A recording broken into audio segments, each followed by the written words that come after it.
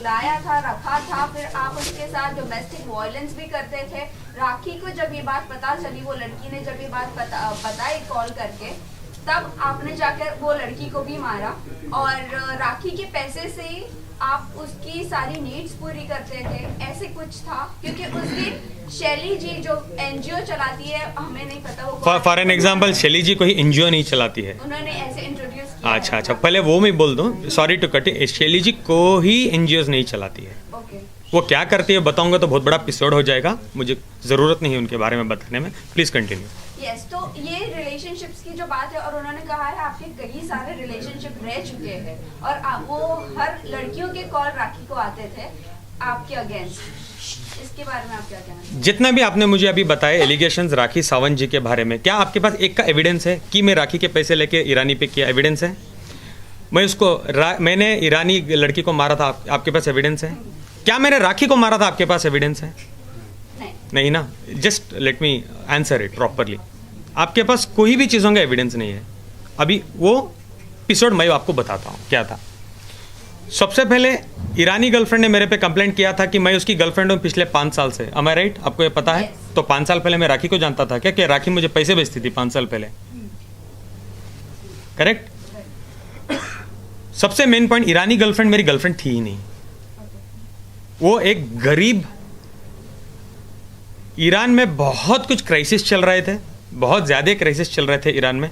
उस टाइम में मैं उसको मिला। मैं ईरानी कम्युनिटी के साथ बहुत जुड़ा हुआ इंसान हूँ। I was also a president for Irani community in Mysore city. इस तरीके से मैं उसको जुड़ा।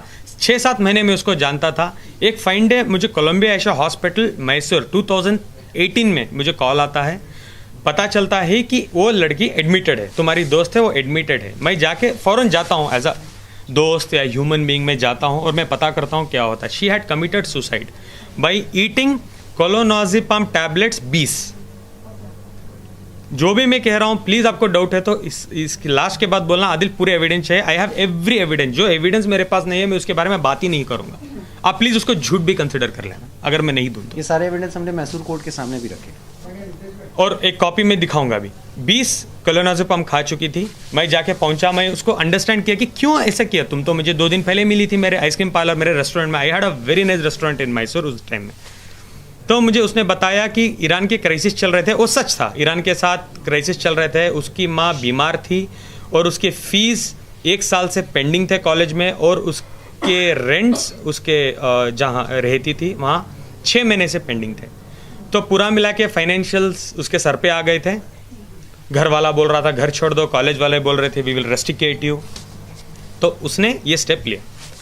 आई प्रॉमिस्ड हर दैट टाइम कि रोशिना, आज के बाद जो भी आपकी एक्सपेंसेस है नेक्स्ट 14 मंथ्स के लिए, जब तक आप इधर हो मैं देखूंगा, आपके कितनी भी फीस पेंडिंग है मैं भर दूंगा, प्लस तुम्हारे माँ के ट्रीटमेंट्स के लिए। तब उस टाइम में सिचुएशन ऐसी थी, मैं थोड़े पैसे भी अगर इंडिया से भेजूँ तो बहुत बड़ी रकम हो जाती थी ईरान में। मैं पैसे भेजता था, उसका रेंट भरता था। क्लोज टू मुझे लगता था मैंने 20 लाख रुपए खर्चे हैं जब मैं अंदर बैठा था, जेल में बैठा था। अब जब मैं बाहर आया, जब मुझे कोर्ट में डॉक्यूमेंट सबमिट करने थे एक्चुअली बेल के बाद, जब मेरा ट्रायल स्टार्ट होगा, तब मुझे पता चला कि मैंने 31 लाख रुपीज़ उस पर खर्चे हैं आज की डेट तक, लास्ट दिसंबर तक। 1 second, I will come there. 31 lakh rupees मैंने ऑलरेडी खर्चे थे ईरानी लड़की पे। वो मेरी दोस्त नहीं थी, मैं एक हमदर्द बोल सकते हो आप। हाँ, अब ये भी बोल सकते हो कहीं एक पॉइंट पे मुझे उस लड़की पे थोड़ा सॉफ्ट कॉर्नर भी था। आप उसको गर्लफ्रेंड नहीं बना सकते। अगर वो मेरी गर्लफ्रेंड होती, जो स्वभाव मैं रखता हूँ, जो नेचर का मैं लड़का हूँ, मैं इसमें ये भी बोलूँगा कि when it comes to girl मैं बहुत अच्छा हूँ, बहुत रेस्पेक्ट करता हूँ। अगर वो मुझे जानती तो बिल्कुल रेप के केस करने में बिल्कुल वो दिलचस्पी नहीं रखती थी मेरे पे। और एक चीज़ मैं आपको बता दूं, in addition to the Singh, नवंबर 2022 तक आदिल के अकाउंट से उस लड़की को, वो रिस्पेक्टेड गर्ल को पेमेंट जो भी है हेल्प वो जाती रही है। शादी के बाद राखी को ये बात मालूम हुई, ठीक है, शुरू में शी वॉज गुड कि ठीक है यू आर हेल्पिंग समवन, लेकिन एक टाइम के बाद शी स्टार्टेड ऑब्जेक्टिव कि तुम अपना पैसा सिर्फ क्यों दे रहे हो। अब नीचे बैठ तो जाओ। आप देखोगे कि नवंबर 2022 के बाद आदिल ने पैसा देना बंद कर दिया था, बिकॉज इसका सारा इन्वेस्टमेंट राखी की तरफ डाइवर्ट हो गया था, जो भी अमाउंट था। उसके बाद लड़की ने जो कहा है वहाँ पे एफआईआर में कि 2 साल पहले ये सारा सो कॉल्ड इंसिडेंस हुआ था। अब सवाल यह है कि जब 2 साल पहले ये हुआ था, आप एफआईआर लॉन्च करते हैं 2nd वीक ऑफ फरवरी 2023 और आपके अकाउंट में पैसे जा रहे हैं नवंबर 2022, ठीक है। तो अगर आपके साथ वो इंसिडेंस हुआ था तो आप पैसे क्यों एक्सेप्ट कर रहे थे? और तीसरा, आप एक बहुत ही रेलेवेंट पॉइंट है कि 6 फरवरी की आधी रात को ओशीवारा पुलिस स्टेशन में आदिल के अगेंस्ट में राखी सावंत एफआईआर लॉन्च कराती है। During the course of the you can say remand and all और बेल एप्लीकेशन जो भी था, उसी टाइम पे जैसे ही राखी जी को ये समझ में आता है कि यहाँ से on the basis of evidence हमारा केस सस्टेन नहीं करेगा और इसको बेल मिलेगी ही मिलेगी, ठीक उसी टाइम पे 2nd वीक में, 1st वीक में राखी सावंत का एफआईआर होता है, 2nd वीक में ये ईरानियन लड़की वहाँ पे मैसूर में एफआईआर लॉन्च करा देती है। तो नेक्सस समझ में आता है कि कैसे एफआईआर हुई है वहाँ पे।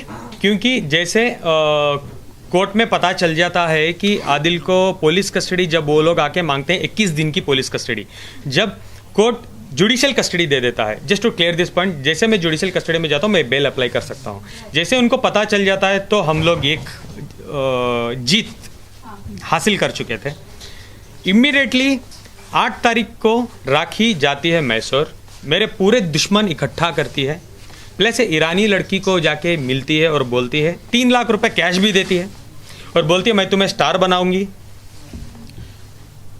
मैं तुम्हें एक बहुत बड़ी अमाउंट दिलवाऊंगी, अगर तुम मुझे फॉलो करोगी तो 25 से 50 लाख रुपए हम आदिल से ऐंठेंगे, प्लीज़ आप मुझे एक हेल्प करो।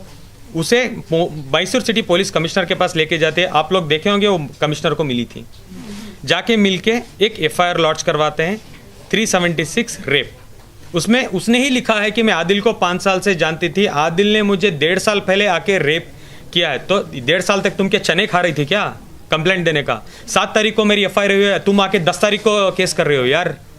नहीं, तुम बेवकूफ़ समझ रही हो क्या लोगों को या जनता को, किसी को भी? तुम क्या सोचे आदिल एक दिन नहीं आएगा, आदिल नहीं आके बोलेगा ये सब स्टोरी, अब ऐसे ही कर दोगे, आदिल को ख़त्म कर दोगे? 10 तारीख को तुम क्यों आके रेप दे रही हो? सबसे पहले गाइस, जनता, देश, व्हाट इज रेप? रेप क्या है? एक लड़की के साथ आप गलत करते हो, उसको जाने बगैर, उसको रेप बोलते हैं। जो निर्भया, वो व्हाट, बहुत सारे केसेस हैं रेप के, उसको बोलते हैं रेप। 5 साल का रिलेशनशिप रेप होता है क्या? सॉरी, मैं थोड़ा गुस्सा हूं बिकॉज इट इज, एक सेकेंड, तो ये भी होता है कि इट इज ऑल्सो इम्पॉर्टेंट। मैं 10 बार बोल रहा हूँ दोस्त है, अब दोबारा वही सवाल पूछ रहे हो ब्रदर। रिलेशन का मतलब संबंध होता है, उसको वाइड एंगल में देखिए आप। लेकिन आदिल 31 लाख रुपए आपने उस पर खर्च किए, राखी ने उसे 3 लाख दे दिया और वो मान गई। आप ऐसा क्यों बोल रहे हैं? कौन से ग्राउंड पे आप बोल रहे हैं कि राखी ने जाके उसको पूरा बैठ के बात किया, ट्रैप किया। ये भी वीडियोस इंस्टाग्राम में हैं कि जब राखी सावंत जाके ईरानी लड़की से मिली है मैसूर में, बात कर रही है, 3 लाख रुपए दिए एज एन एडवांस और उसको बोले मैं मिनिमम मैं ट्राई करूंगी 50 लाख रुपए ऐंठूंगी आदिल और आदिल की फैमिली से। आपको किसने बताया? बाहर आने के बाद मेरे बहुत खास दोस्त भी ये चीज़ों में शामिल थे, वो जानना चाहते थे कि क्या हो रहा है एक्चुअली। 2 लोगों के बीच की 1 मिनट, मैं बोल देता हूँ। नहीं, 2 लोगों के बीच की बात नहीं थी। राखी, मेरे थोड़े दुश्मन भी हैं उसमें, और मुझे जेल में मेरे 1-2 दुश्मन को, जो राखी के 2 भाई हैं मैसूर जेल में, वो अंदर भेजती थी मुझे बात करने के लिए, और वो मुझे खुद बोलते थे देखो आदिल, ऐसे तो तुम बाहर नहीं आओगी, ऐसे तो तुम्हारी सज़ा हो जाएगी, तुम एक काम करो, एक 50 लाख की डिमांड है, छोड़ो 50 कहाँ से तुम भी दे सकोगे, अंदर बैठे हो, चलो एक 25 लाख रुपए में क्या मैं बात करूं? अगर तुम 25 लाख रुपए देने मानते हो तो ईरानी और राखी दोनों खड़ के आके कोर्ट में बोलेंगे कि हम चार्जेस हमारे वापस लेना चाहते हैं, आदिल के ऊपर जितने भी हमने चार्जेस लगाए हैं हम वापस लेना चाहते हैं, और बेली नहीं तुम्हारे केस भी रद्द हो जाएंगे, 25 लाख रुपीज़। मैंने कहा सर, ब्रदर, वॉट 5 महीने से कस्टडी हो गई है मेरी, क्या ही हो जाएगा अभी मेरे साथ? ये बात पहले करते तो एटलीस्ट मैं कुछ जुगाड़ करता और मैं रफा दवा हो जाता, मैं ज़िंदगी में मीडिया के बाहर नहीं आता। एक पॉइंट मैं आपको से बोलना चाहूँगा, एक इंसान को इतना ही डराओ जितना वो डर सकेगा, इतना ही डराओ। बॉम्बे जेल में मुझे डाल दिया था 7 दिन, 8 दिन, 10 दिन, अगर उसके बाद मुझे बेल होकर मुझे छोड़ देता ना इजीली, सच में बता रहा हूँ मैं ज़िंदगी में नहीं आता मीडिया के सामने, मैं इतना डर चुका था। उसके बाद मैसूर में डालो, वो करो, ये करो, जेल के अंदर बैठ के मेरे पे एफआईआर करवाते रहो। फाइन डे ऐसा आ गया, जो होता है देखा जाएगा। 10 साल बैठूंगा क्या तो 10 साल बाहर आके बात ही करूंगा। मैं मेरी लड़ाई खुद से लड़ूंगा। आप समझ रहे हो मैं क्या कहना चाह रहा हूँ। जो वो 25 लाख रुपए, सबसे पहले मैं 5 महीने क्यों था मैसूर जेल में। पहले 3 महीने तो ऐसे निकल गए, 1.5 महीने एमएलए इलेक्शंस थे मैसूर में, उसके बाद 1.5 महीने का वेकेशन था तो 3 महीने गुजर गए। उसके बाद मेरे एडवोकेट जो अल्ताफ उनका नाम है मैसूर में, he is a very well known advocate and my brother too, वो बोले कि तुम्हारी चार्जशीट फाइल हो चुकी है, जिसमें आपकी रिपोर्ट्स में ये भी है कि नेगेटिव, आपने कभी भी उस लड़की के साथ सेक्स नहीं किया है। Negative reports, am I correct sir? Negative reports आ गए हैं, तो आपको इस ग्राउंड्स पे अभी बेल हो जाएगी नेक्स्ट 10 दिन में। I was so happy at last. Ramzan का महीना था, अल्लाह ने मेरी सुन ली, तो मैं इतना खुश था कि आई वॉज लाइक मैं जेल में जो भी मेरे साथ लोग रहते हैं, मैं उनको बोलने लगा कि चलो भाई 10-12 दिन में मैं बाहर चले जाऊंगा, इंशाल्लाह। मैं आप सबको दुआ करता हूँ आप लोग बाहर आ जाएं। Sorry to divert from the point. जेलों में ना बहुत लड़कियों के चक्कर में जेल काट रहे हैं, झूठे केसेस में। बहुत लड़की जाके बोलती है रेप तो उठा के जेल में डाल दो, लड़का जाके कुछ बोले तो कंप्लेंट दो, एनसी करो, सोचेंगे 10 बार बुलाएंगे, इंक्वायरी क्या है, प्रूफ क्या है, एविडेंस क्या है। आप लोगों के लिए कोई प्रोविजन आप लॉ पर भी एक लॉ नहीं, पर भी क्वेश्चन। नहीं। I will come there, I will stick to the point. One minute. तो क्या हुआ था लास्ट एक सेकेंड कंप्लीट तो करने दो।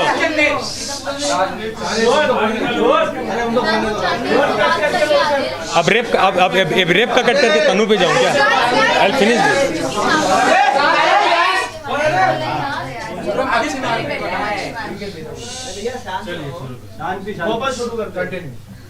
तो लास्ट 10 दिन थे मेरे, तो मेरे वकील बोले बहुत अच्छी बात है, अभी तुम्हारी बेल हो जाएगी, अब तुम बाहर आ जाओगे। तो वो हो रहा था।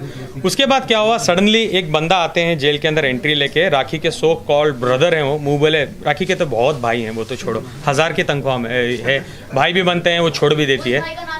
नहीं बता सकता, I am sorry, legally I am not allowed to tell. और मैं फेक पब्लिसिटी किसी को देना नहीं चाहता, उनको पब्लिसिटी में देना नहीं चाहता, मैं बताता हूँ। ऑफ कोर्स बहुत अच्छे दोस्त हैं, और वो बहुत सारे मैसूर के वीडियोस में अवेलेबल हैं राखी के साथ, जो उनको सपोर्ट कर रहे हैं। हम आपको न्याय दिलाएंगे, सबसे पहले मुझे दिला दो न्याय, उसके बाद राखी को दिलवा। नहीं तो क्या हुआ, वो आके मुझे बोले कि राखी, इंपॉर्टेंट है सुनना प्लीज, राखी और रोशिना दोनों जो ईरानी लड़की है, दोनों रेडी हैं कि पूरे चार्जेस वापस ले लेंगे, आप एक बार उनको फ़ोन करो। मैंने कहा सच में बोल रहे हो आप? उन्होंने बोला हाँ, वो बिल्कुल आके कोर्ट में खड़ के ये बोलने के लिए तैयार हैं कि आदिल निर्दोष है और हम ये चार्जेस वापस लेंगे या वॉट एवर इट इज़। तो मैं बहुत खुश हो गया। मैंने वहाँ से फिर सबसे पहले मेरे एडवोकेट को कॉल करके बोला क्या ये हो सकता है? उन्होंने बोला हाँ, अगर वो आके बेल के दिन में बोलते हैं तो हम बहुत अच्छा होगा, केस भी आपका रद्द करवा देंगे, हम ट्राई करेंगे कि रद्द हो जाए। तो मैंने सबसे बड़ी गलती क्या की, जेल के सुप्रिटेंडेंट के पास मैंने रिक्वेस्ट किया। जेल में एक्चुअली फ़ोन कॉल सिस्टम होता है, एक्चुअली होता है, मैसूर में है ये फैसिलिटी, मैसूर में है, हर दूसरे दिन हम कर सकते हैं। लेकिन वो देने से पहले वो फ़ोन करके उन आगे वाले को पूछते हैं क्या आप बात करना चाहते हो, वो परमिशन देते हैं, वो बोलते हैं हाँ हाँ हम आदिल से बात करना चाहेंगे, तो वो कनेक्ट करते हैं, मैं बात करता हूँ।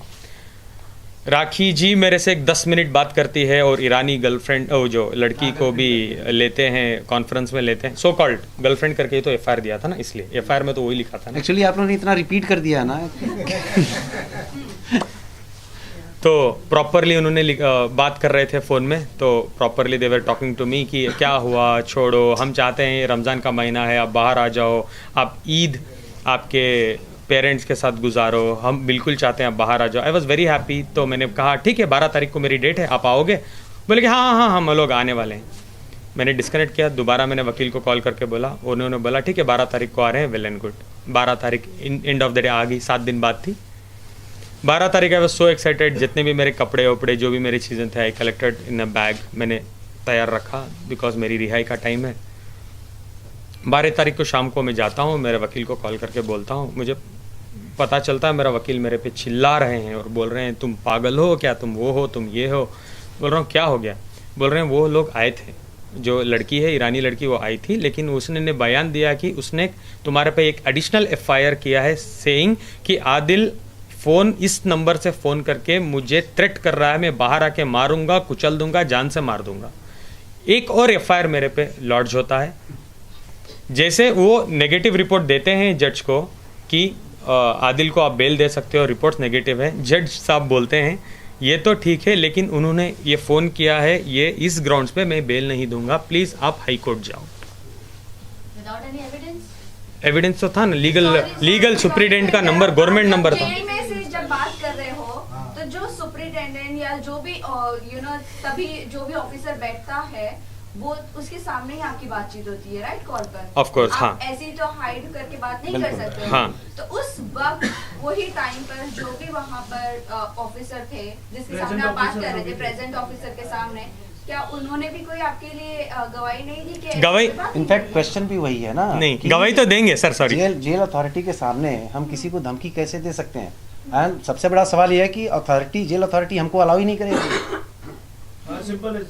जेल अथॉरिटी हमको अलाउ ही नहीं करेगी। जैसे हमने स्टार्ट किया थ्रेटनिंग, वो तुरंत Exactly, कट ऑफ करेंगे और अप्रोप्रिएट सही, एक्शन अब लेंगे। FIR होगी सो जेल कैसे? अथॉरिटी ने अगर कोई, देखिए, अगर कोई लेडी आपको जो लॉ के प्रोविजंस हैं, प्रिंसिपल ऑफ लॉ, वो आपको पता है कि कोई भी लेडी अगर जाती है पुलिस स्टेशन में और कहती है कि ये अपराध हमारे साथ हुआ है, तो एटलीस्ट एफआईआर हो ना हो लेकिन एनसी तो हो जाएगी। आज आप जाएंगे Right, पुलिस स्टेशन में, एनसी हम अग्री कर सकते हैं, but FIR so what ever, लेकिन कोर्ट में जब हम बेल एप्लीकेशन करते हैं तो इसका एक नेगेटिव इम्पैक्ट जाता है। कोर्ट बहुत डीप में नहीं जाता। आर्ग्यूमेंट, बेल एप्लीकेशन के आर्ग्यूमेंट के टाइम पे टेक्निकलिटीज में कोर्ट नहीं जाता है। वो प्राइमा फेसी ये थोड़ा सा अपने केस को डैमेज करता है। और उनका पर्पस ही, ऑफिसर ने उसने अपने ओहदे का गलत इस्तेमाल नहीं किया, उसको जांच करनी चाहिए ना कि भाई धमकी कहाँ से दी गई है। देखिए क्या होता है ना कि बहुत सारे मैटर ऐसे हैं कि जांच करने के लिए राखी जी तो इतना सेंसेशन भी कर देती है कि वो जांच का पहले तो एफआईआर ले लेगा, वो तो एफआईआर होने से पहले आके मीडिया के साथ खड़ी हो जाती है, देखो मैं आदिल पे क्या कर रही हूँ, आदिल मुझे डांट रहा है, गाली दे रहा है, मार देगा। वो भी क्या करेंगे ऑफिसर्स भी? तो एनसी करने के बाद एफआईआर क्यों किया? उन्होंने एक प्रॉपर नंबर दिया था, गवर्नमेंट का नंबर, सुप्रीडेंट का नंबर दिया था और कहा था एफआईआर। यही तो मैं बार बार बोल रहा हूँ, लड़कियों के लिए इतना अच्छा लॉ बना के रखा हुआ है हमारे संविधान में, पहले एफआईआर बाद inquiry. But Adil media trial है, आदिल आगे क्या हुआ नहीं उसके बाद होगा ना, वो लोग ने कॉल तो कोई भी कर सकते हैं। अभी इन्वेस्टिगेशन उसकी चल रही है, वो केस भी मेरे पे रद्द हो जाएगा, बिकॉज अभी वो जो ऑफिसर को भी बुलवाएंगे, वो आके बोलेंगे कि नहीं आदिल ने कोई धमकी नहीं दी थी। ये सब इन्वेस्टिगेशन चल रहा है। अभी उन्होंने भी चार्जशीट मुझे लगता है 2 दिन पहले फाइल की है कि उसको जो बी रिपोर्ट बोलते हैं क्या सर, उसको बी रिपोर्ट, बी समरी हाँ बी समरी वो करने वाले हैं कि ये एक झूठा केस है।